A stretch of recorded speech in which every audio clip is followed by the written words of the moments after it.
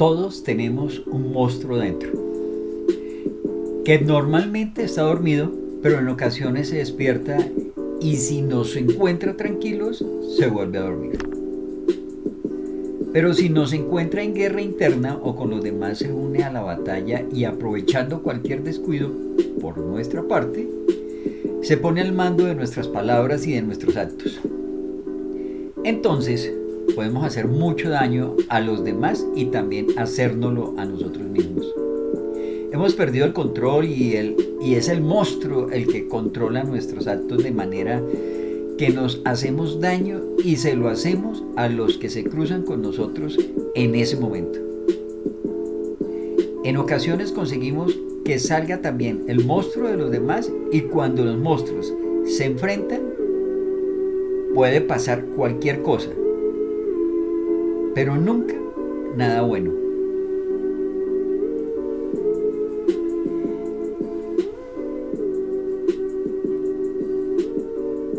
Hoy es un gran día, me siento de maravilla, es un honor y un privilegio el poder compartir nuevamente con ustedes este nuevo episodio de podcast.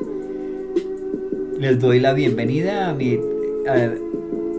a este plan de Transformando Vidas. Yo soy William López Wauque, Master Coach con PNL.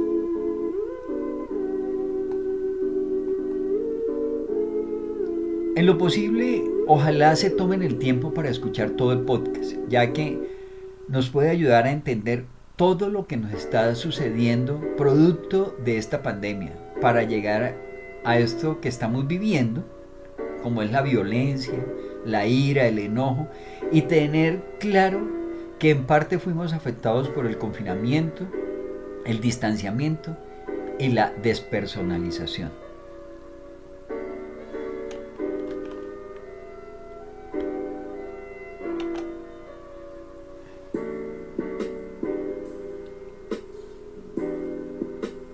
El poder puede comprender cualquier cosa que establezca y mantenga el control del hombre sobre el hombre. Así,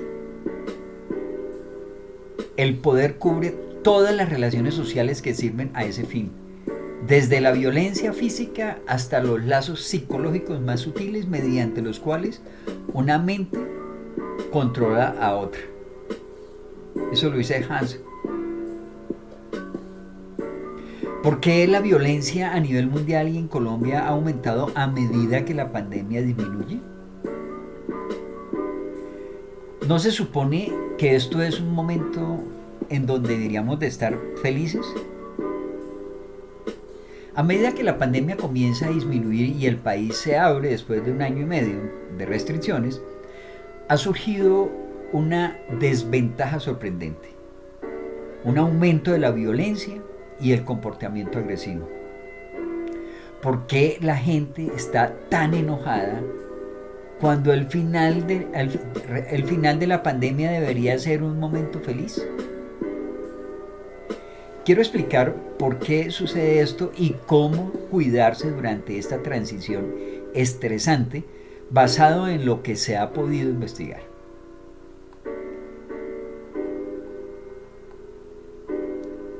¿Cómo vemos y sentimos esta violencia y este comportamiento agresivo? Lo que vemos y sentimos es tensión y emociones reprimidas, ya sean los recientes incidentes de ira en la carretera, por las vías, en los centros comerciales, asesinatos, muertes, abusos, un comportamiento más agresivo informado en vuelos de aerolíneas y fanáticos en eventos deportivos que son realmente agresivos o escupen o arrojan cosas a los jugadores. Se ve mucho aumento de la ansiedad, depresión, irritabilidad y disminución de la tolerancia al estrés. Lo he podido ver en mis pacientes y cuando estoy en algún centro comercial, la gente se incomoda por todo, en el supermercado o incluso conduciendo por la carretera. Parece que hay cada día más ira en la carretera. La gente no quiere respetar las señales de tránsito y violan las reglas, siempre quieren pasar por encima del otro. Estamos viendo grandes aumentos en homicidios, suicidios, violencia doméstica y violencia armada en general. ¿Qué creen ustedes? ¿Cuál es la causa? ¿No parece que deberíamos sentirnos felices a medida que la vida comienza a volver a la normalidad? ¿Hasta dónde nos afectó el confinamiento, el distanciamiento y la despersonalización generada por el tapaboca? ¿Consideran ustedes que esto ha influido para que se genere violencia, ira y enojo en las personas? De esto efectivamente vamos a hablar, además de todo lo que viene por la energía colectiva negativa que estamos generando, donde vamos a tener situaciones más difíciles, a tener desastres naturales que de alguna forma nos afectan, inclusive para la obtención de alimentos y otras cosas más. Luego de eventos traumáticos o que provocan duelo, las personas tienden a entrar en un modo de supervivencia y pueden suspender el autocuidado. Además, circunstancias atenuantes fuera de nuestro control, como las presiones financieras de la pandemia, la falta de cuidado de niños, el cierre de escuelas, incertidumbre, eventos perdidos y reuniones familiares y, para muchos, la pérdida real de familiares y amigos por el virus que ha afectado a nuestra capacidad, reservas mentales. A medida que salimos de la pandemia, pueden haber emociones y sentimientos reprimidos de los que las personas pueden no ser conscientes. Si bien puede haber entusiasmo en volver a relacionarse con otros, para muchos de nosotros tenemos que volver a aprender las normas sociales básicas y al mismo tiempo reconocer que la pandemia puede habernos afectado de manera muy diferente. Las personas todavía tienen diferentes perspectivas sobre cuándo y dónde usar máscaras, incluso cuando están cerca de adultos completamente vacunados, especialmente en el entorno de niños no vacunados. Estas tensiones subyacentes pueden provocar hipersensibilidad. Las personas se activan fácilmente. Esa hipersensibilidad hacia las personas que nos rodean o una mayor irritabilidad hacia los demás. En general, digamos que el trauma y el estrés de la pandemia en su mayoría no se han controlado, reconocido ni tratado. Me atrevo a decir que es especialmente, digamos, carecemos o tenemos escasez de terapeutas y psiquiatras para satisfacer las demandas. Y ahora las personas se ven obligadas a volver a ingresar a la sociedad con estas emociones crudas aún muy vivas. Es posible que otros no reconozcan que la que están experimentando en sí o lo que están sintiendo es un estrés postraumático, el famoso TEPT. Además, algunos prosperaron en estas circunstancias y se ven obligados a dejar de lado los cambios saludables que hicieron en sus vidas. Las personas pueden estar listas para volver a verse cómodamente, pero no exactamente de la misma manera que antes de la pandemia. Entonces nos preguntamos cómo ha contribuido, sobre todo en otros países, la venta de armas a la violencia. Según la publicación, desde que llegó el COVID, ha habido un aumento masivo de personas que compran armas. No tengo la información en Colombia. En otros países se compraron 23 millones de armas el año pasado, lo que representa un aumento del 64% en las compras con respecto al 2019. Los permisos de armas para ocultar y portar también están aumentando. Sabemos que poseer un arma aumenta la probabilidad de que se use. Hay un aumento enorme de suicidios con armas, homicidios y tiroteos no fatales. Si tiene violencia doméstica, la compra de un arma aumenta la posibilidad de que resulte en un homicidio. COVID ha creado ansiedad, depresión y aislamiento. Las personas deprimidas tienen más probabilidades de cometer homicidios o cometer actos de violencia contra otras personas. Esos disparadores son realmente significativos. Algunas personas han perdido sus trabajos. Esto está alimentando la ira. ¿Y qué decimos? ¿Será que nosotros los hombres responden de manera diferente a la depresión y a la angustia psicológica? La enfermedad mental y el impacto del estrés crónico no se disipan simplemente una vez que el país se abre. Se necesita tiempo para que el cerebro y el cuerpo se recuperen de un largo periodo de aislamiento y factores estresantes ambientales. Para algunas personas, la enfermedad mental, que fue el resultado del estrés pandémico, podría continuar después de la pandemia, si no reciben el tratamiento adecuado. Nosotros los hombres somos más propensos a manifestar depresión y otros trastornos psicológicos a través de conductas externalizantes, lo que contribuye a que los hombres sean los principales perpetuadores de los delitos violentos. Les pregunto, ¿sientes la rabia del COVID? Muchas personas pensaron que las cosas se verían diferentes después de pasar gran parte del último año y medio en una pandemia. Cuando las vacunas COVID-19 se lanzaron a la población general, los casos alcanzaron un mínimo histórico más o menos en junio y se respiró un suspiro colectivo de alivio, digámoslo así. Pensaron en espiral que tal vez el virus estaba bajo control, pero la variante Delta tenía otros planes. Dejó a algunos con una espeluznante sensación de déjà vu, unidades de cuidados intensivos llenas, mascarillas puestas, distanciamiento, debates sobre mandatos de salud pública y planes cancelados. Algunos pacientes se presentan con una amplia gama de emociones difíciles, como la pandemia, en la medida como se va o se había ido prolongando, incluyendo ansiedad, preocupación, tristeza, desesperación y culpa, entre otros. Pero una emoción destaca sobre las demás: la ira.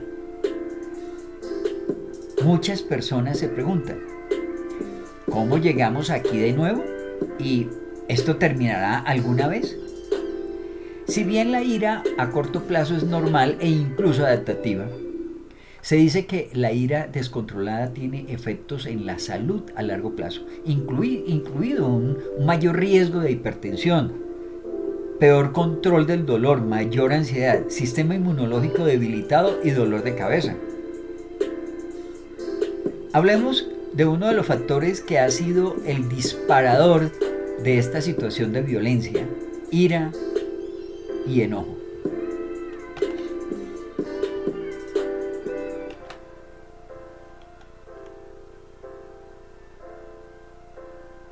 Uno de los disparadores consideramos que fue el confinamiento.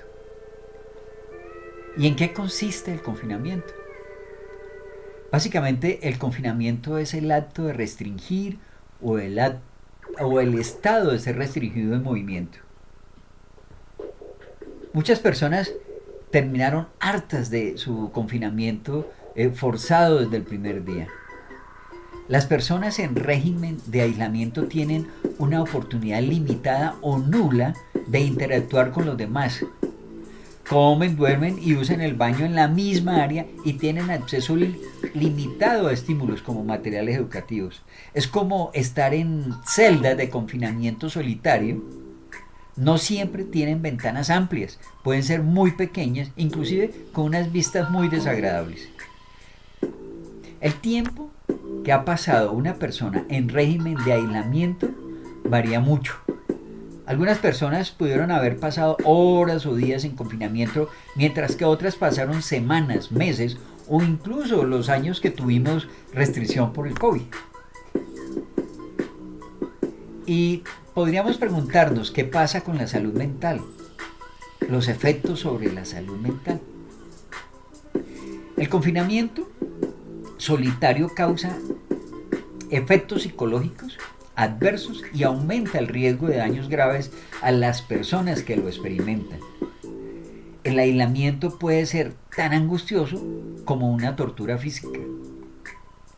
Se dice que aproximadamente el 25% de las personas en prisión y el 35% de las personas en prisión que habían pasado 30 días o más en régimen de aislamiento durante el año anterior tenían síntomas de angustia psicológica grave.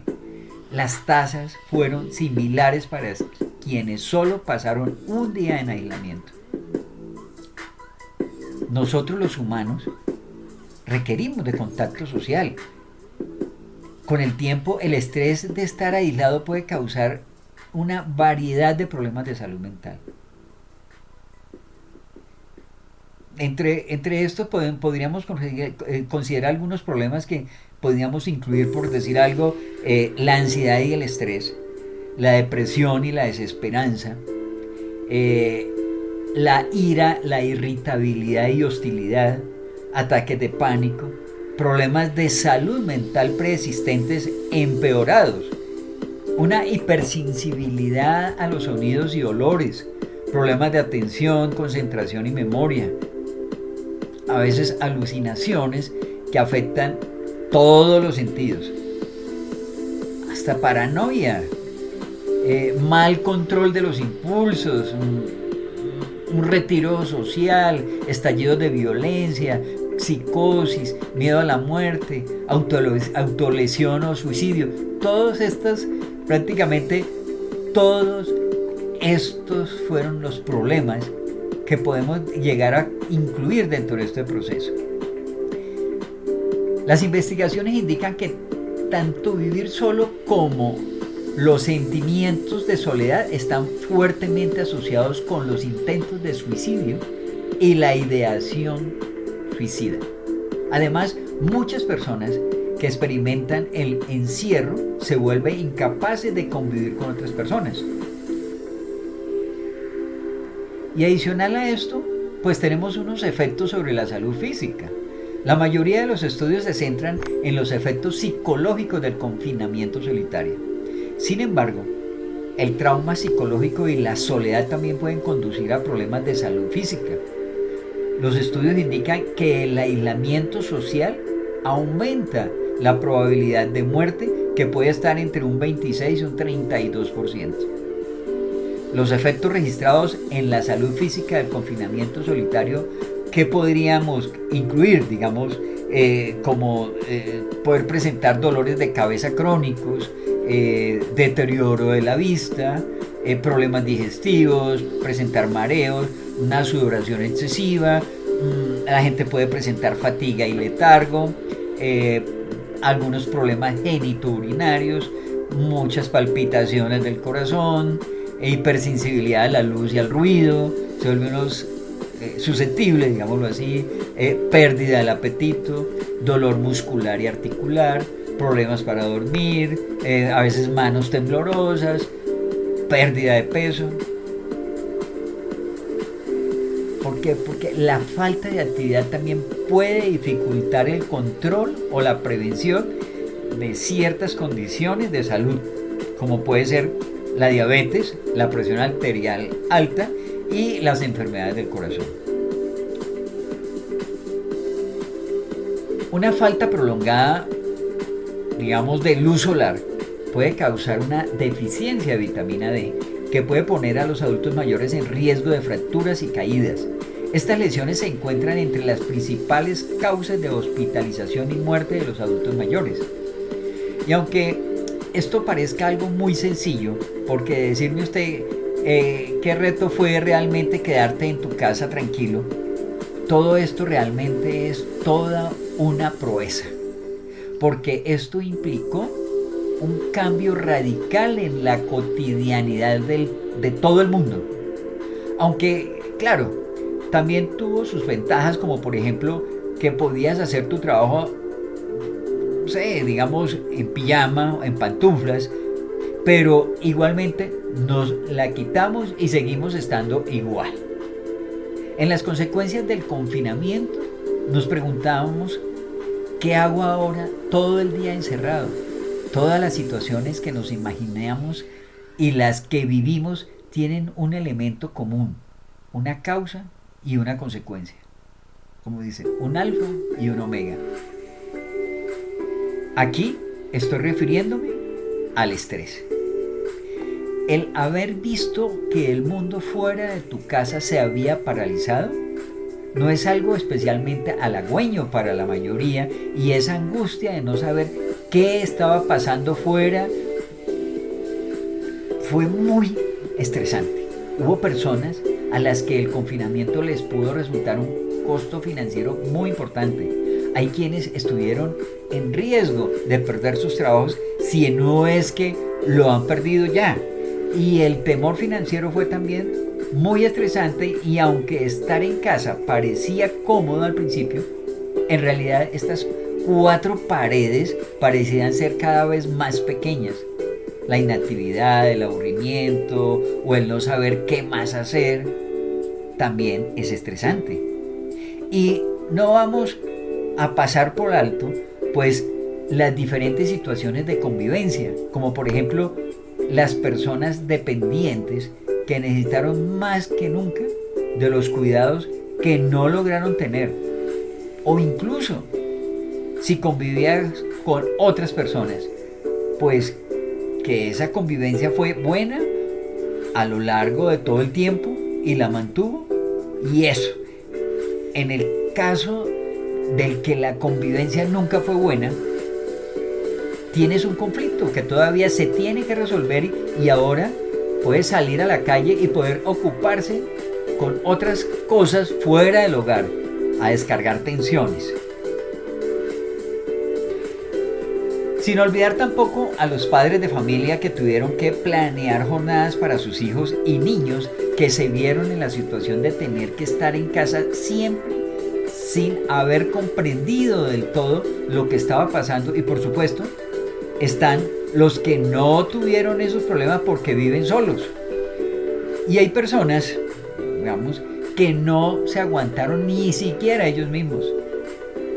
Todo ese cóctel de sentimientos estresantes se puede resumir en estos desencadenantes.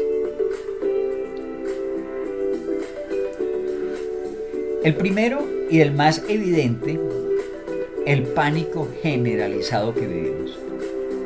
La incertidumbre. El no saber del todo qué estaba pasando. El estar en la inopia es un productor tremendo de estrés, porque no sabía cómo interpretar las situaciones, y esto generó una tensión que además fue acumulativa. Muy parecido al anterior tuvimos a la confusión, que es la incertidumbre dada por los mensajes contradictorios, y ya no solamente por la proliferación de las noticias falsas, sino también por la propia información que expiden los propios mensajes oficiales, que en algunos casos se pueden contradecir, incluso ellos mismos. Y por último tenemos la indefensión, es decir, el estar en una situación en la que pase lo que pase, no puedes hacer nada, no puedes controlar nada. Quizás sea el tipo de situación más estresante.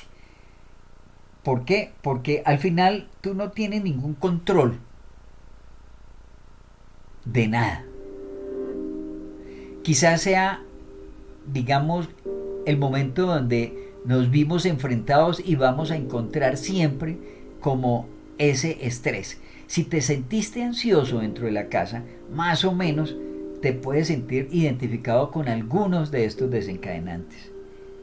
Eso es más común a lo que nos enfrentamos y vamos a enfrentar en esta situación de confinamiento. Pero es que a nivel de sociedad, estos regímenes también tienen sus consecuencias psicológicas.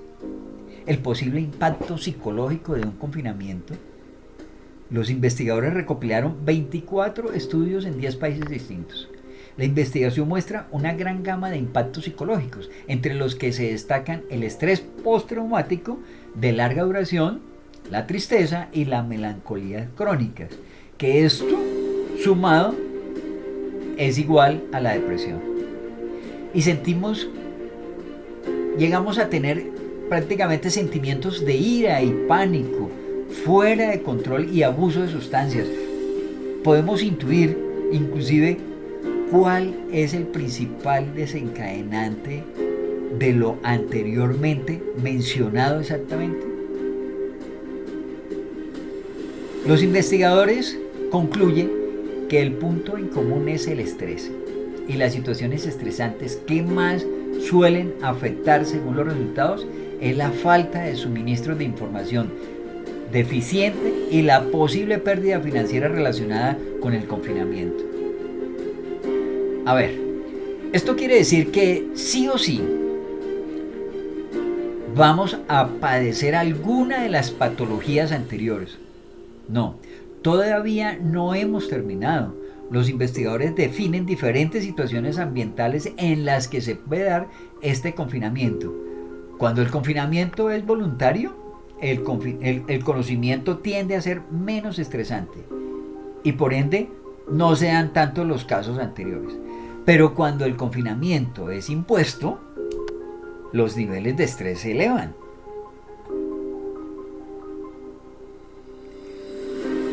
Otro de los desencadenantes es el distanciamiento. Ese aislamiento social, ese distanciamiento social que tuvimos. De hecho, el término aislamiento social también se ha utilizado para expresar la fuente de sentimientos subjetivos de soledad que pueden acompañar a las medidas de distanciamiento social, especialmente para aquellos que ya corren un mayor riesgo de sufrir soledad. No obstante, se puede utilizar el término desconexión social.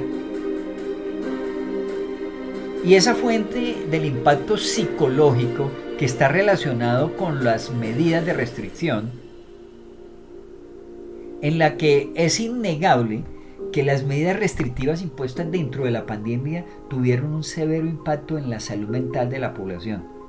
No obstante, aún no está claro qué promueve tales efectos negativos.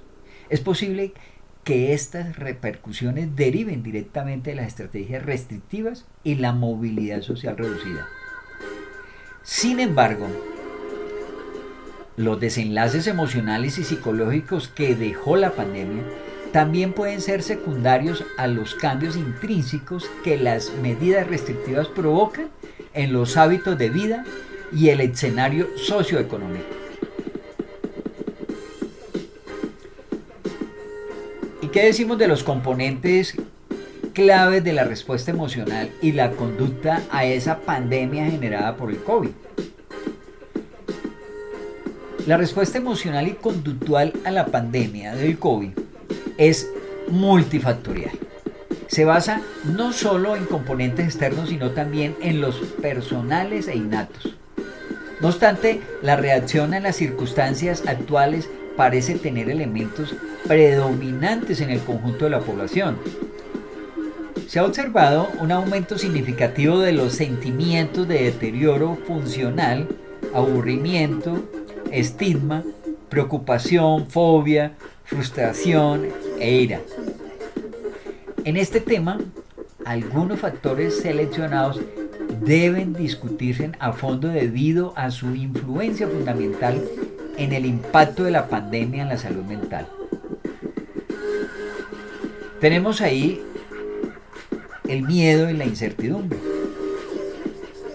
A diferencia de otros brotes de virus del siglo XXI, como el SARS y el MERS, que se diseminaron principalmente en entornos hospitalarios, el COVID es único en la forma en que se propagó, mucho más allá de las fronteras de los centros de salud. Con toda la población en riesgo, las necesarias medidas restrictivas crearon un escenario inigualable, dominado por el miedo y la incertidumbre. Aunque el miedo es un mecanismo de adaptación esencial que los humanos y otras especies han desarrollado para hacer frente a las amenazas del medio ambiente, solo pueden ser un apoyo para aquellos que se sienten capaces de hacer frente a las amenazas que se les presentan, digamos específicamente. Para aquellos que se consideran incapaces de manejar tales riesgos, el miedo puede desencadenar respuestas de defensa.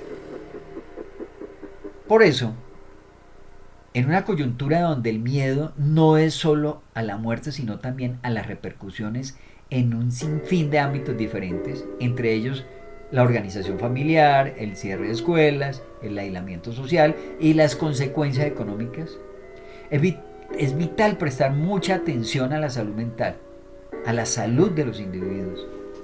De hecho, estudios previos mostraron que el miedo se asocia positivamente con la depresión, la ansiedad, la infectabilidad percibida y la aversión a los gérmenes.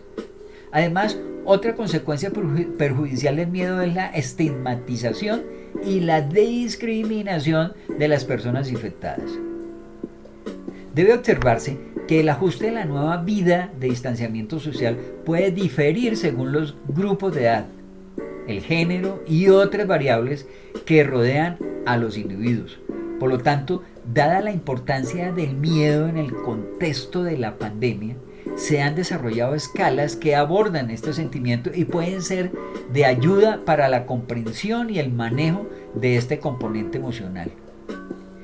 ¿Y qué decir de la violencia doméstica? De hecho, mientras las recomendaciones de quedarse en casa, fue crucial recordar que el hogar no siempre es un lugar seguro para todos. También puede ser una residencia para la distorsión del poder y el abuso, lo que está respaldado por estudios que sugieren que la proximidad forzada, junto con el estrés económico y la inestabilidad relacionada con los desastres, son factores de riesgo para la agresión y la violencia doméstica. Además, las medidas de distanciamiento también representan para quienes viven en lugares violentos un menor acceso al apoyo comunitario y familiar, con menos oportunidades para pedir ayuda. El miedo al COVID y las amenazas de contaminación fueron utilizados como mecanismo coercitivo para mantener el abuso. Como consecuencia, por ejemplo, las personas que sufrieron violencia doméstica estuvieron menos inclinadas a ir al hospital por miedo a las infecciones. En última instancia, el distanciamiento social, aunque esencial para contener el COVID, pudo exacerbar la violencia y mantenerla menos visible. ¿Y qué decimos del otro desencadenante? Del tapabocas o la máscara. El uso de máscaras es un contrato social en el que las personas que cumplen se perciben entre sí de manera más positiva y el incumplimiento se castiga socialmente. El uso de máscaras también está relacionado con la adhesión a otros comportamientos de protección y señala preocupaciones prosociales. Esto es consistente con trabajos previos de la pandemia del síndrome respiratorio agudo severo que demuestran que las personas más empáticas tienen más probabilidades de usar máscaras y que la empatía puede considerarse un requisito previo para el comportamiento prosocial. Sin embargo, usar una máscara produce un pequeño aumento en la resistencia a la respiración causado por el material de la máscara, que filtra partículas y aerosoles en el aire y cualquier humedad que quede atrapada en el material de la máscara. Un impacto negativo constantemente documentado de usar una máscara durante un periodo prolongado es un aumento en el desarrollo de dolores de cabeza, sobre todo en personas con antecedentes de dolores de cabeza. Sin embargo, en general, la reducción del virus y por lo tanto los beneficios potencialmente salvadores de usar máscaras faciales parecen superar las molestias. El impacto del uso de mascarillas en las necesidades psicológicas básicas, como es autonomía, relación y competencia, es importante tener en cuenta que este comentario analizó algunos factores psicológicos generales que pueden contribuir a las actitudes y comportamientos de uso de máscaras. Algunos ejemplos incluyen el altruismo, la autoeficacia, la evaluación de riesgos, la necesidad de control o certeza, el sesgo egoísta, las percepciones de justicia, la capacidad de participar en la cognición fría o caliente, la orientación a corto o largo plazo, la moderación frente a la indiferencia. Indulgencia, confianza en la ciencia, estatus socioeconómico, nivel de educación, experiencia personal y otras diferentes individualidades de personalidad o fisiológicas. Las mascarillas generaron el fenómeno de despersonalización, como ha sucedido con las mujeres musulmanas desde la época de Mahoma. Hubo despersonalización para que no supieran quién es, conocido el famoso tapabocas que se conoce como la burka o el niqab. Es un poderoso símbolo de la opresión y el sometimiento de las mujeres musulmanas. También ahí abusaron sistemáticamente de los derechos y libertades fundamentales, dejándolas con la esperanza de vida más baja de la región.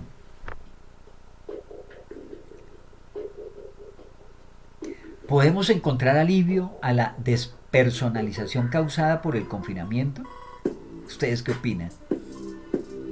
¿Sientes que la vida es un sueño o que todo es extraño e irreal?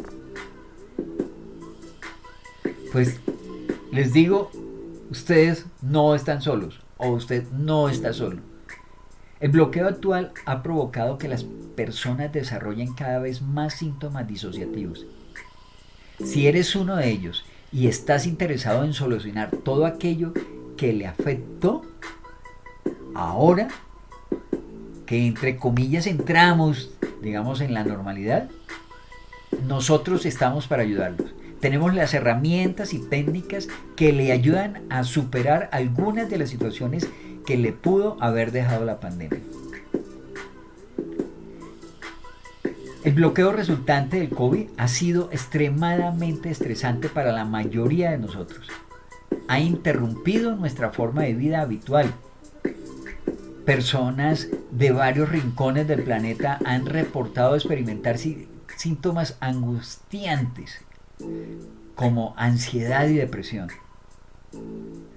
Todas las estadísticas indican un aumento sustancial en los sentimientos de ansiedad, pánico, depresión, problemas de relación y niveles generales de estrés. El confinamiento ha afectado especialmente a los adolescentes.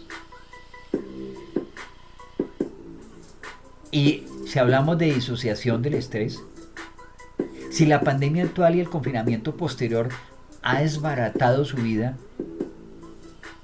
le repito, no está solo. Lo que podría ser aún más frustrante es que todo este estrés adicional puede hacer que a veces te disocies. La disociación puede ocurrir cuando estás bajo estrés. Algunas personas han informado que se sienten generalmente fuera de sí, se sienten desconectados de sí mismos. Muchos afirman experimentar uno o más de los siguientes síntomas. Síntomas, desde luego, disociativos. Y podríamos decir, sentir que la vida es un sueño, que la realidad puede sentirse irreal, también sentirse como un extraño para uno mismo, sentir como si estuvieras viendo una película sobre ti mismo, sentirse entumecido y sin emociones como si estuviera muerto por dentro, sensaciones de pánico, ansiedad, como si algo malo pudiera suceder en cualquier momento. Estos son algunos de los síntomas de lo que se conoce como trastorno de despersonalización, el famoso DP, y desrealización, el famoso DR, abreviado el DPDR. Estos síntomas pueden parecer realmente aterradores y confusos. Es posible que nunca antes haya sentido algo así. En los últimos meses he visto un aumento en la cantidad de personas que me contactan con respecto a sus síntomas de DPDR. Personas que afirman específicamente que el confinamiento por la pandemia es la razón por la que se sienten así. Como humanos necesitamos una conexión social para llevar una vida saludable. También necesitamos estar protegidos contra el estrés crónico. Quite nuestras conexiones sociales y aumente nuestro nivel general de estrés. Entonces tenemos una receta para que aumenten los problemas de salud mental. Así que no es de extrañar que tantas personas hayan comenzado a sentir síntomas de DPDR. Entonces, ¿qué se puede hacer si te encuentras en esta situación? A ver, hay que comprender las respuestas al estrés. Antes de continuar, debe comprender cómo el estrés puede afectar su calidad de vida y potencialmente alterar su equilibrio interno diario. Puede causar picos en los niveles hormonales, específicamente adrenalina y cortisol. Tal cambio en los niveles hormonales puede provocar sentimientos de despersonalización, desrealización, ansiedad y pánico. Digamos que en resumen, lo que te está pasando es solo una reacción natural al estrés crónico. En momentos de mayor estrés, la disociación se produce como una forma de protegernos de la tensión adicional. Piensa en la disociación, como este ejemplo que te voy a colocar, como una bolsa de aire. Cuando tienes un accidente automovilístico, cuando te chocas, la bolsa de aire se infla para que no sufras lesiones. Pero no se puede conducir con el airbag inflado. Una bolsa de aire inflada lo protege, pero compromete su capacidad para conducir más lejos. De manera similar, a medida que aumentan los niveles de estrés, los trastornos disociativos como DPDR son una forma en que nuestra mente y nuestro sistema nervioso lo protegen contra el estrés abrumador. Sin embargo, la disociación en sí hace que estés algo afectado. La mayoría de las personas que pasan por estos trastornos se sienten desconectados de sí mismas. Son incapaces de sentir emociones. Esto puede no ser un accidente, podría ser una adaptación evolutiva intencionada, debido a que el estrés a veces puede ser abrumador y causar picos emocionales. Nos desconectamos de sentir las emociones crudas y abrumadoras que podríamos experimentar si estuviéramos sintonizados con nuestros sentimientos.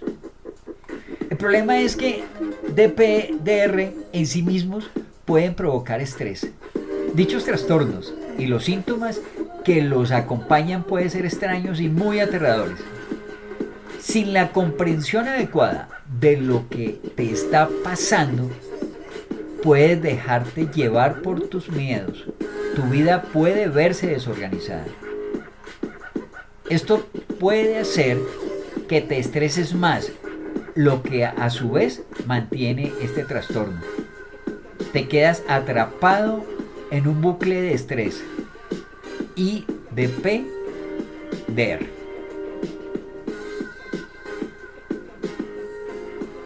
Entonces, dado este caso, nos preguntamos, ¿cómo puede uno recuperarse de ese DPDR?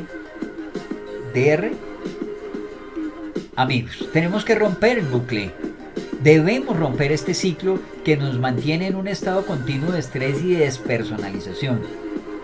Lo hacemos entendiendo primero cuál es esta condición.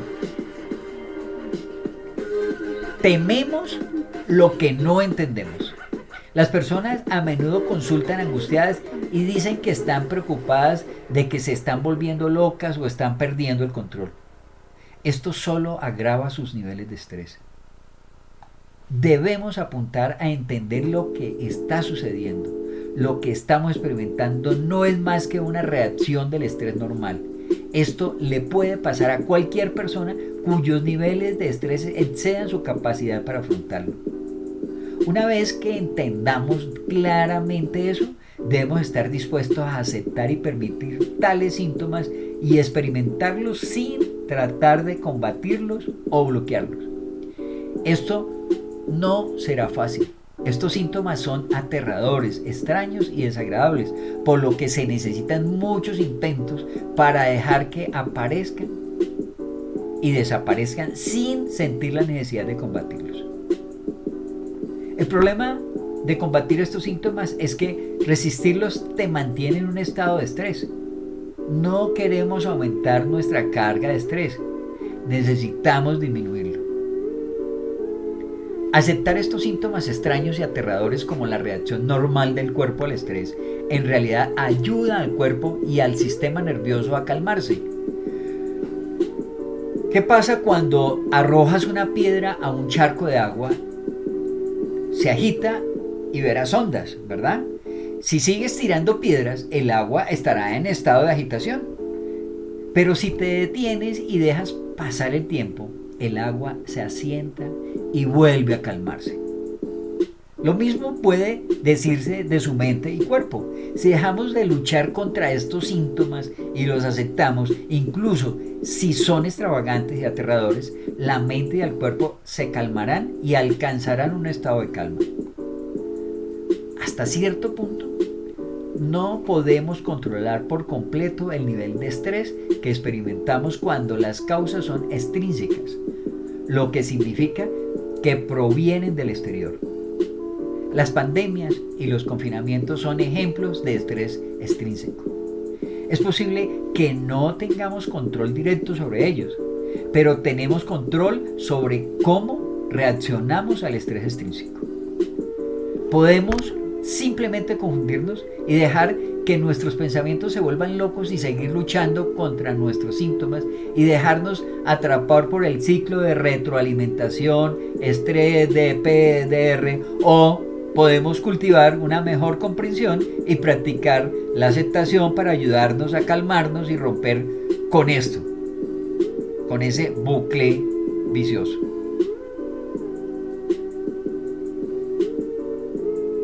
¿Será que esto será recompensado a largo plazo? Cultivar la fuerza interior para enfrentar estos extraños síntomas de despersonalización y desrealización es mejor que tratar de combatirlos sin cesar. La elección es nuestra. De ninguna manera es fácil. Es más fácil que quedar sumido en la confusión y seguir resistiendo los síntomas, pero se necesita esfuerzo y práctica constante para aceptar, permitir y soltar cuando se sientan síntomas desagradables, extraños y aterradores de DPDR. Sin embargo, si seguimos haciendo eso, encontraremos que estos síntomas se vuelven menos aterradores y desalentadores.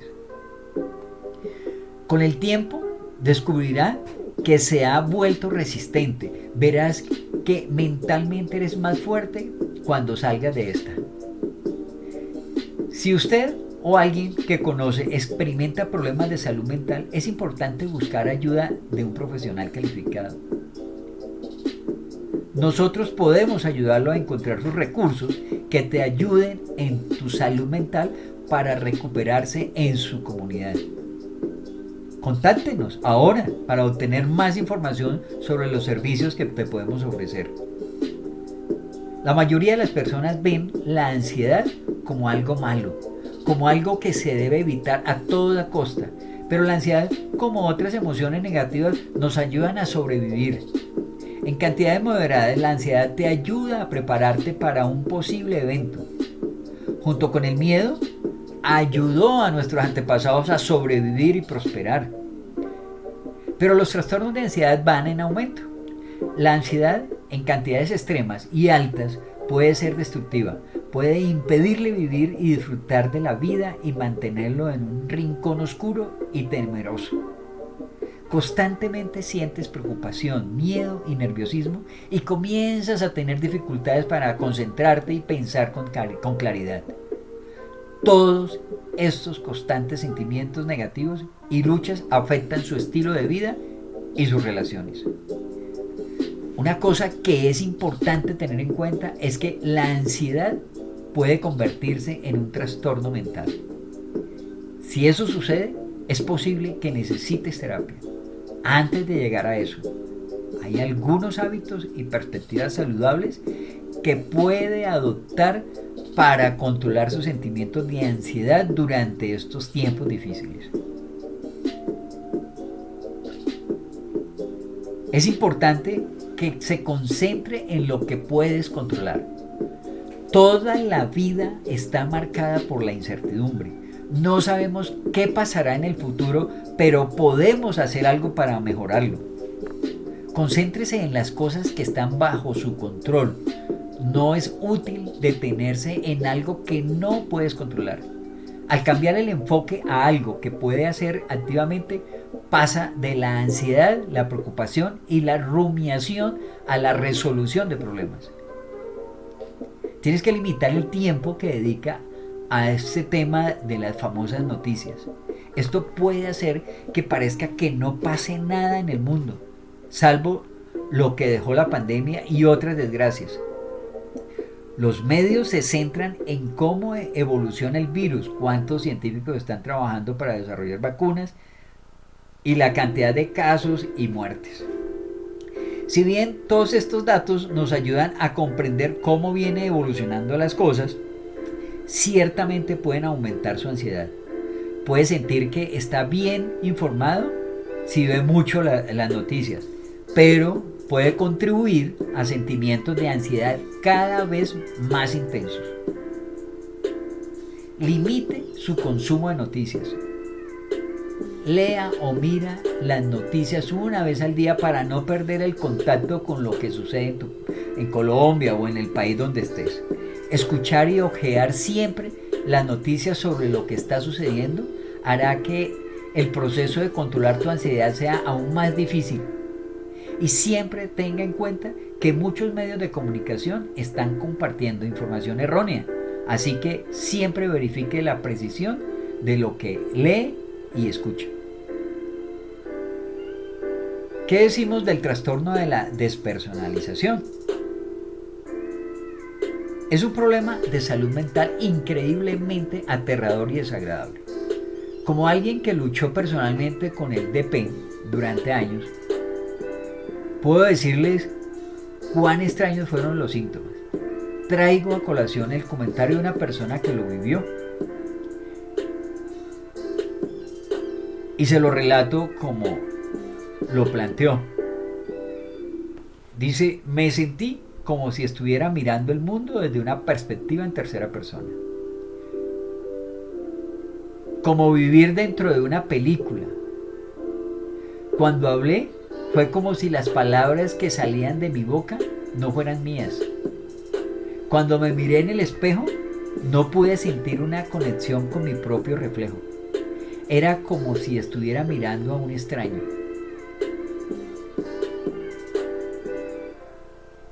La vida con DP puede parecer desprovista de placeres simples. El amor y el afecto que sentía por sus hijos podrían desaparecer repentinamente. Empiezas a preocuparte si esto se volverá permanente. Anhelas despertar algún día y olvidar por completo que esto te ha pasado. Para aquellos con DP, desafortunadamente, es probable que no se despierten repentinamente y se encuentren curados de la noche a la mañana. Sin embargo, puede recuperarse. Solo requiere tiempo y esfuerzo. Y lo más importante, cambios en su comprensión de DP y en su vida. Para hacerlo simple, aquí voy a plantearles un plan de recuperación. Hay que comprender cómo funciona la despersonalización. A menudo, cuando nos sentimos despersonalizados, pensamos que estamos en peligro. Y aunque la despersonalización da miedo, no es una amenaza para su vida. En realidad puede ser la forma en que su cuerpo trata de protegerlo de una. Se desconoce la causa exacta de la despersonalización, pero una explicación proviene de una función atípica del sistema nervioso autónomo, que regula cosas como la frecuencia cardíaca, el hambre y el flujo sanguíneo. Las situaciones de alto estrés activan el sistema nervioso simpático, una parte del sistema nervioso autónomo, manteniéndonos alerta y activos. El sistema nervioso simpático es responsable de la reacción de lucha o huida ante una amenaza. En términos evolutivos, si ve un depredador en su camino, el sistema nervioso aumenta su frecuencia cardíaca, lo que bombea más sangre para proporcionar la energía que necesita para luchar contra la amenaza o huir de ella. Ese sistema nervioso simpático se activa inmediatamente. Pero para las personas con DP, el estrés extremo puede no conducir a una lucha o huida. En cambio, esta mayor excitación puede conducir a la disociación o a una interrupción en el funcionamiento del cerebro, para distanciarse emocionalmente de una situación que se percibe como una amenaza para la vida. Tu mente se apaga para protegerte de ser abrumado. Sin embargo, estar en este estado nos hace sentir desconectados de nuestro entorno y de las personas que nos rodean. Las experiencias asociadas con la despersonalización pueden ser extremadamente desagradables, pero en última instancia no son una amenaza para su vida. Tu sistema cuerpo-mente solo está haciendo lo que está diseñado para hacer: garantizar tu supervivencia. Hay que tener mucho cuidado con todo esto. Ya puede llevarnos a cometer errores de los que nos vamos a arrepentir más adelante.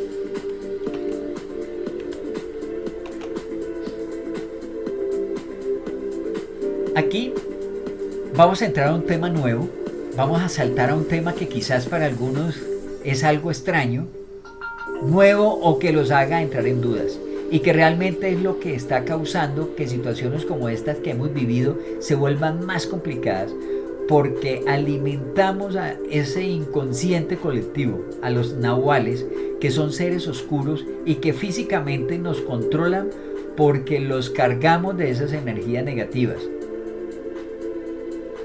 Es un tema que ha sido muy trabajado por el señor Carlos Castañeda, un discípulo de Juan Matos, y me gustaría que ustedes investigaran sobre el tema. Y aquí entramos a hablar de lo que se conoce como un egregor.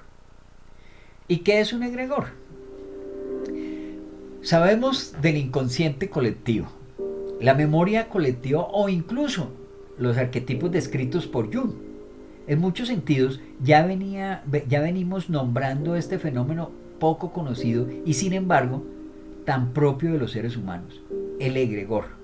Pero así como nosotros somos capaces de generar toda esta conciencia compartida, ella también tiene el poder de afectarnos. Un egregor es producido por una poderosa corriente de pensamiento colectivo. Cuando un gran número de personas se concentran juntas sobre el mismo tema con la misma intensidad, desarrollan una energía común. Todos sabemos acerca de este efecto estimulante que podemos comprobar al compartir con otros un buen proyecto y un momento intenso. La actividad concentrada recoge las intenciones de cada uno en una conciencia colectiva que parece llevar el conjunto. Pero detrás de la impresión personal, un conjunto de procesos regulados se desarrolla entre nosotros, de ahí lo que ha venido sucediendo, como es el caso del terremoto de México. Una emoción activa los átomos en nuestras células. O sea, nos emocionamos y activamos los átomos en nuestras células, convirtiendo al cuerpo en una batería capaz de fabricar su propia energía.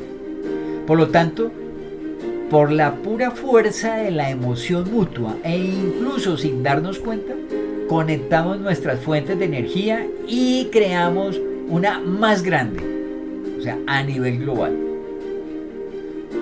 Como conectados entre sí, vibramos en la misma longitud de onda. El voltaje es lo suficientemente alto como para el surgimiento de un espíritu de grupo. El bioquímico Rupert Sheldrake habla del campo morfogenético. El sentir de una persona ejerce una fuerza sobre la otra. Este movimiento por resonancia influirá en sus comportamientos y pensamientos. Dice doña Rosa Claire, capacitadora en psicología cuántica, que ese espíritu de grupo no es más que el resultado pasivo de un instinto gregario. Pero el señor Pierre Mabille, médico y antropólogo cercano a los artistas del surrealismo, consideraba que el egregor poseía una personalidad diferente a la de los individuos que lo componen. A nivel individual, por ejemplo, sabemos que a veces un pensamiento arraigado por largo tiempo terminará a veces por sobrepasarnos. De alguna manera se convierte en autónomo y actuará en nosotros mientras lo alimentemos con nuestras creencias. Del mismo modo, el egregor es una entidad vitalizada, actúa como un almacenamiento de energía, impulsado, digámoslo así, por los sentimientos, por los deseos, por los ideales que tenemos y temores que todos nosotros a veces hemos guardado. Cuanto más numerosos son, tanto más se fortalece el egregor para influir en sus vidas y les damos poder, como ha pasado con políticos.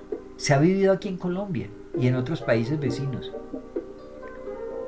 Decimos que tenemos una conexión heredada. Desde el momento en que al menos dos personas comparten una visión, forman un egregor. Algunos tendrán una vida útil, corta, otros durarán por siglos. Una historia de amor puede durar unos pocos días. El egregor de la Iglesia Católica tiene más de 2000 años.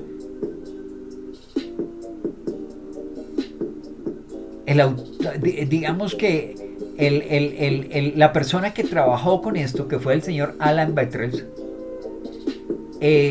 quiso clasificar, digámoslo así, al egregor en 3 categorías. Los clasificó en los egregores neutros, que son los más numerosos. Estos son las amistades del barrio, los círculos profesionales o grupos de amigos de toda la vida. Estos egregores no son muy inductivos en términos de pensamiento.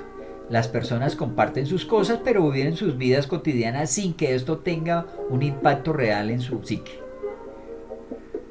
Luego nos encontramos con los llamados egregores limitantes. Son los egregores del ego. El individuo tiene que adoptar las creencias y los patrones de comportamiento del grupo. Este es el caso de los partidos políticos, las religiones. Son sin duda los más poderosos, dado que son los egregores más plena y ampliamente compartidos. El egregor suele apoyarse en imágenes. Y en todos los tiempos, las sociedades han relacionado sus convicciones con un fuerte simbolismo, digámoslo así. Sin embargo, es el ser humano quien proyecta su pensamiento precisamente en el símbolo. Es la manifestación formal de la energía latente orientada a su cumplimiento. Típicamente tenemos la estrella de David, la cruz latina o el yin y el yang. Se utilizan para apoyar la visualización y el punto de contacto entre los miembros que celebran su fe, haciendo crecer así su egregor. En el extremo de esta categoría están también los radicales, los grupos que son muy radicalistas, las pandillas y las sectas. Y tenemos Los egregores fructíferos son los que elevan a la conciencia, tratando de unir y reunir los que expresan los valores de la justicia, la equidad y la bondad. Son las energías útiles para la comunidad mundial que adoptan la forma de corrientes de la psicología humanista, asociaciones humanitarias o movimientos espirituales contemporáneos. Y podemos decir que todo es egregor. Observe una cena entre amigos. Siempre hay uno que hace reír, alguno que refunfunea. Cada uno juega un papel que deja de lado en el momento que vuelve a la casa. Ellos mantienen su egregor. Un partido de fútbol con su equipo favorito, la vuelta a la escuela de su hijo o un almuerzo en casa de la familia. Vivimos permanentemente entre áreas sociales invisibles, muy condicionantes. Incluso alguien que quiere escapar de este fenómeno, yéndose a vivir a una isla desierta, sigue vinculado al egregor de las personas que aspiran a aislarse en una isla. No obstante, y a veces demasiado fuertemente, puede dar la impresión de estar siendo atrapado de la existencia del otro, que podríamos decir que es magnetizador, o sea que hay imán, que hay una parte magnética. No se debe confundir egregor con posesión. Se deja un egregor alejándose de la gente o las ideas que nos atan a él. Esto puede ser difícil, pero no hay nada más que se pueda hacer. En ese caso, la psicoterapia puede ser una manera de tomar conciencia del parásito energético que son producidos por los valores de nuestro círculo o nuestra comunidad. Pero dejar un egregor no es más que la ocasión de unirse a otro. Un claro camino de vida simplemente elegirá siempre con el corazón sus fuentes de inspiración, porque no se puede escapar de ella. Todo es egregor, es el arquetipo universal, aquello que condiciona nuestros actos. Cuando un niño nace y tiene su primer respiro, no solo se conecta al egregor de la familia de la que forma parte, sino también al egregor de su país y de su historia. Absorbe una cantidad de la energía colectiva que no le pertenece a él, pero que la hará suya. El egregor es la contraparte psíquica de un grupo de personas. Él, por lo tanto, vive con una base a un plano físico a través de seres que lo portan y sobre un plano astral. Este es un espacio intermedio, una especie de canal que nos conecta con nuestra dimensión etérea, muy profunda. Es a través de aquello que se comunicarán las energías sutiles de unos a otros, unificándolos, formando así el egregor. Así que no hay necesidad de estar físicamente juntos. El egregor es como el negativo de nuestra experiencia vivida, una realidad alternativa en la que estamos en presencia unos de otros. La relación entre el carácter invisible e intangible de esta energía y su poder muy tangible crea muy rápidamente su dimensión sagrada. En algunas corrientes ocultistas, el egregor es un soporte ritual. Los primeros en explorar su potencial egregórico fueron los masones, conectados en todo el mundo y épocas por sus misterios o sus misteriosos códigos e iniciaciones. Las escuelas esotéricas utilizan el egregor como una poderosa herramienta de adivinación. El chamanismo también crea una puerta de acceso a la energía universal a través del trance y las ceremonias colectivas. Pero hoy en día, nuestra sacrosanta ciencia moderna también tiende a apoderarse del fenómeno. Tenemos el aura universal. Luego de un poco más de 15 años, una discreta teoría está revolucionando nuestra comprensión de la conciencia humana, lo que se conoce como el proyecto de conciencia global, que es una experiencia parapsicológica que comenzó en 1998 en el seno de la prestigiosa Universidad de Princeton en los Estados Unidos. La iniciativa que reúne a científicos e ingenieros, busca establecer la existencia de una actividad energética universal a través de un generador de números aleatorios, una pequeña caja originalmente diseñada para detectar el movimiento de los pensamientos de un conejillo de Indias. Después de haber probado su eficacia en una persona a la vez, se ha probado el dispositivo llamado egg, o sea huevo, en un grupo. ¿Qué se hizo? Se reunió a una treintena de personas y se les invitó a hablar y moverse como mejor les pareciera.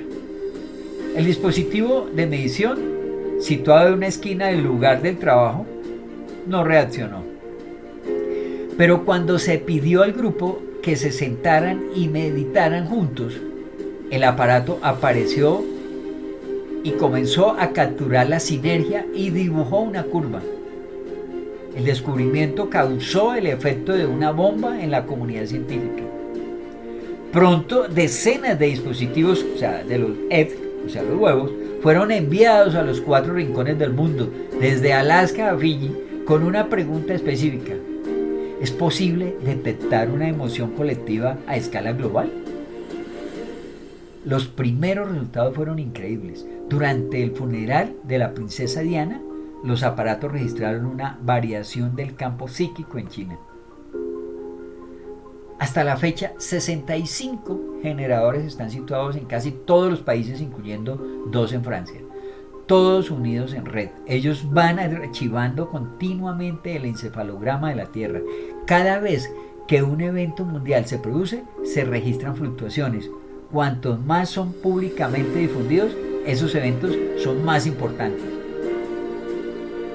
Eso también se está viviendo actualmente con la muerte de la reina Isabel.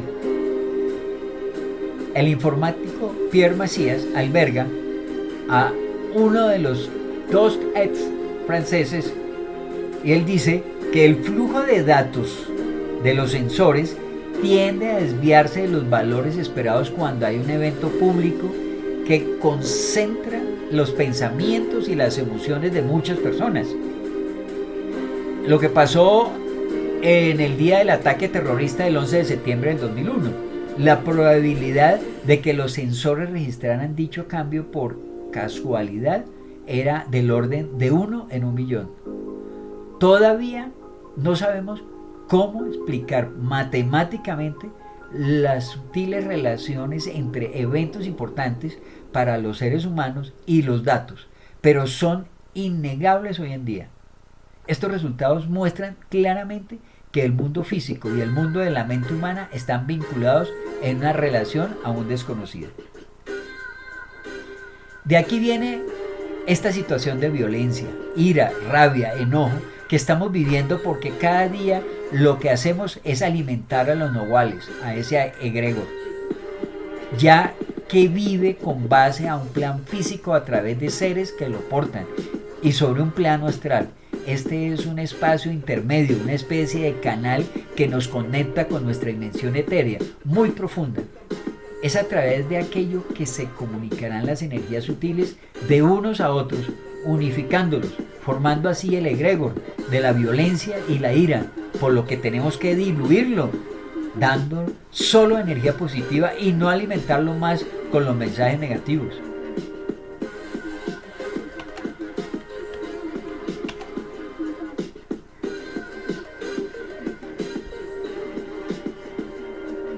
Entramos a mirar algunas estrategias basadas en la evidencia para ayudar a sobrellevar, digamos, los sentimientos crónicos de esa ira que fue generada por la pandemia.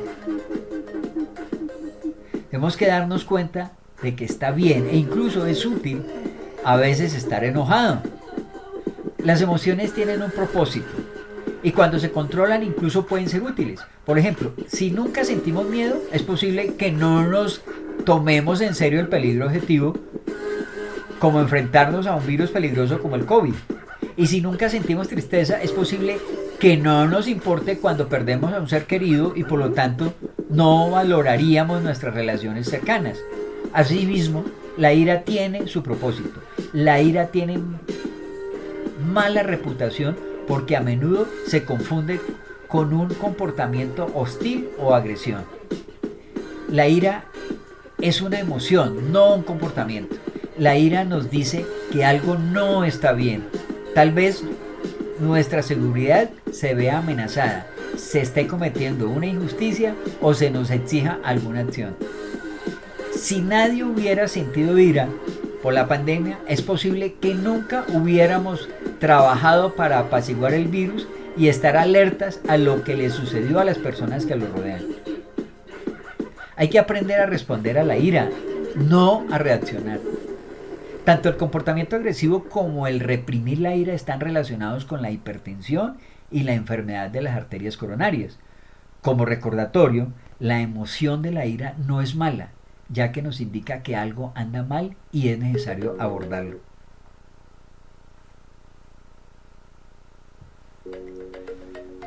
Puede sentirse tentado a regañar virtualmente a un conocido en Facebook que está publicando información errónea sobre las vacunas, pero es probable que el comportamiento hostil resulte contraproducente.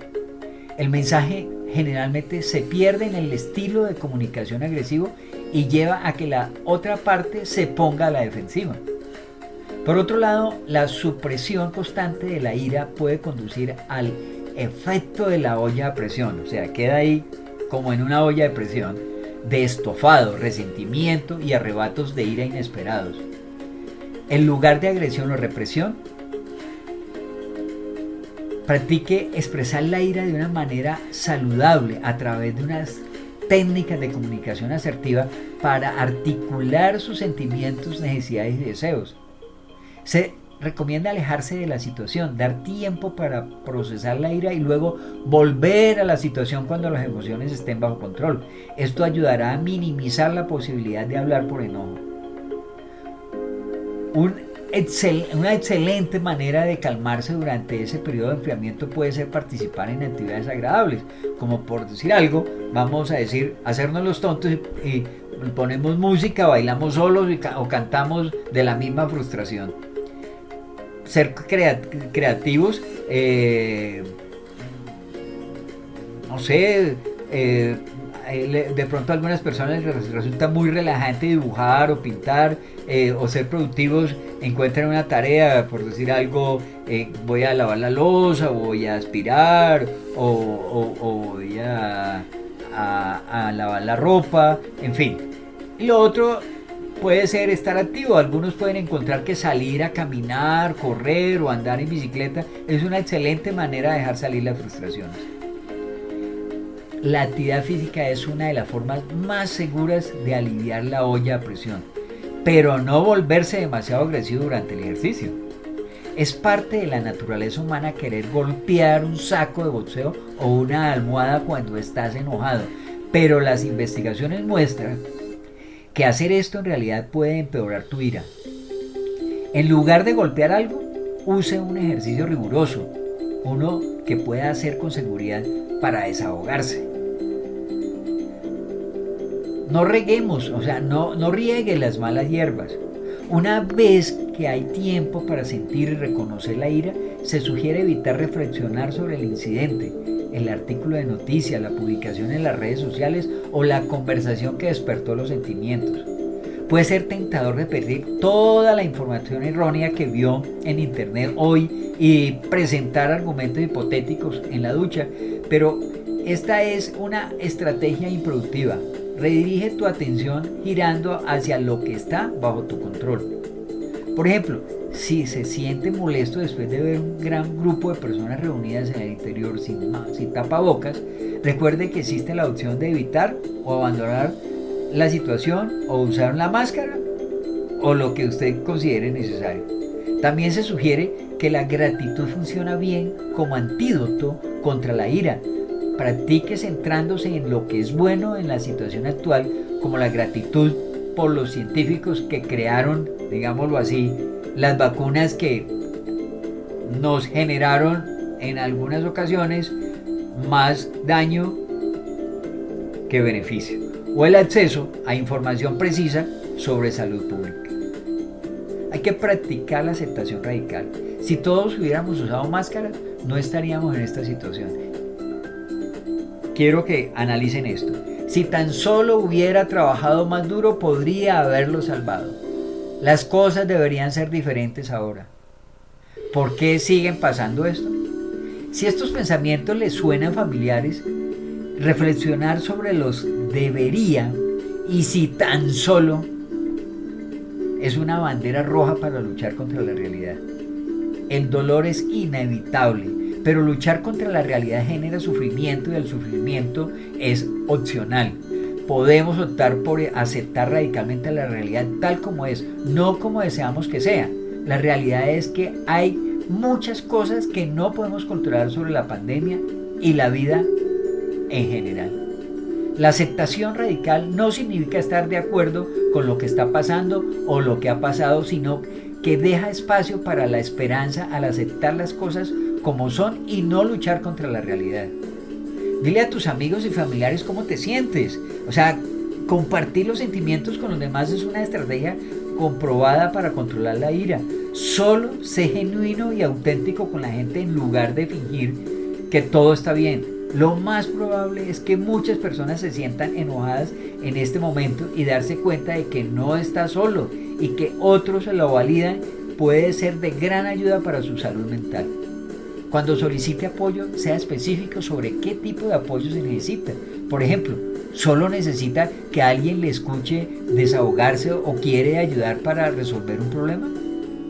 Muestre aprecio por el apoyo de la persona si fue útil y encuentre una manera de apoyar a la otra persona si busca un espacio seguro en el futuro. Nosotros también podemos ayudar a procesar las emociones difíciles y a que aprendan de mecanismos saludables para afrontar la ira, así que no dude en conectarse con nosotros. Sabemos que en Colombia las llamadas de emergencia por casos de violencia doméstica aumentaron en un 112% desde noviembre del 2019 hasta el último mes del 2020. Estas cifras pueden ser más altas considerando que la violencia contra mujeres y niñas es ampliamente subreportada. Menos del 40% de las mujeres que han experimentado violencia denuncian estos delitos o buscan ayuda de los hogares que atraviesan dificultades económicas. Son más vulnerables a sufrir violencia.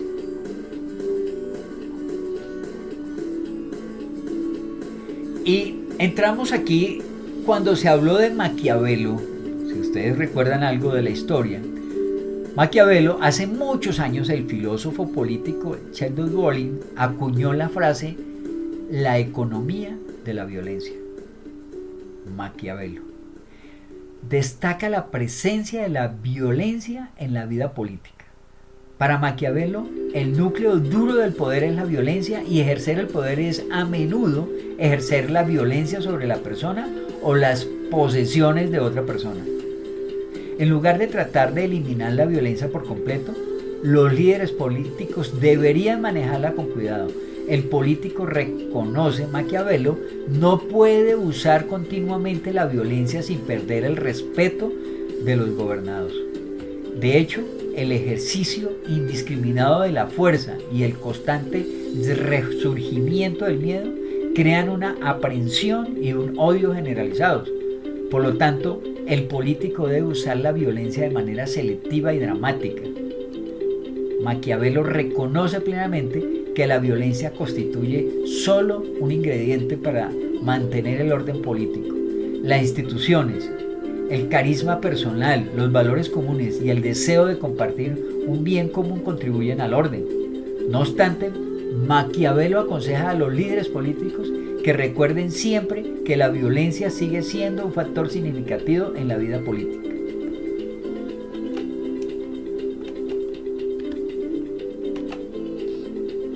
¿Cómo podemos ayudarnos a nosotros mismos y podemos ayudar a los demás? Es muy importante que ejerzamos la paciencia y controlemos el ritmo durante los próximos meses. Tómese el tiempo para escuchar a quienes lo rodean y también asegúrese de articular sus necesidades a su sistema de apoyo. Tenga en cuenta los síntomas de ansiedad, pensamientos ansiosos o rumiantes, tensión muscular, dificultad para dormir, cambios en el apetito. Ocúpate de tu cuidado personal y no te presiones para volver a la normalidad de la noche a la mañana. Eso nos llevará tiempo. Termino este podcast agradeciéndoles a cada uno de ustedes por habernos regalado unos cuantos minutos de su apreciado tiempo para escucharlo. Quiero que se den la oportunidad y que puedan integrar esta información para que en algo les ayude. Síganos en Facebook, Instagram e en LinkedIn. Compartiremos el lanzamiento también de Crea, el método para una vida saludable, donde vamos a tratar las dolencias que más nos afectan hoy en día. Y me da mucho gusto poder compartir estos temas contigo, porque nuestro objetivo es poder transformar nuestras vidas. Y queremos acompañarnos en lo que les interese y sus problemas. Estamos dispuestos a escucharlos.